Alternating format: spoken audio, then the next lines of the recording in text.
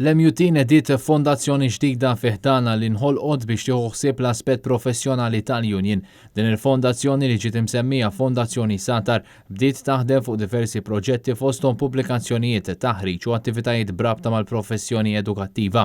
Il-portal ta' Fondazzjoni Satar, satar.org.mt, diġà għandu diversi servizzi edukattivi relatati b'mod partikolari ma' rivista Satar u diġà irreġistraw fih u bdew jagħmlu użu minnu l-fuq minn 1300 persuna. Il-fondazzjoni ser tkun qed tħares lejn il-promozzjoni tal-edukazzjoni b'mod wiesa' u għalhekk trid tikkontribwixxi b'diversi modi għat tkabbir tal-professjoni tal-edukaturi, it-titjib tal-livell tal-edukazzjoni u fuq kollox is-servizzi lill-istudenti infushom. Waqt konferenza tal-aħbarijiet, il-President tal-MUT Marco Bonnici saħaq li din il-fondazzjoni qed turi biċ-ċar li l-impenn tal-Union mhuwiex biss li jittrattaw il-problemi tal-qasam edukattiv imma li jkunu parti mis-soluzzjoni.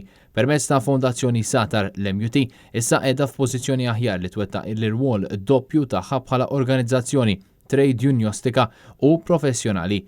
Elaine Germani, chairperson tal-Fondazzjoni Satar u viċi president tal-MUT, qalet li parti integrali mill-ħidma ta' Fondazzjoni Satar se tkun il-pubblikazzjoni u t-tixrid ta' materjal edukattiv kemm għall-edukaturi b'mod speċjali għall-istudenti.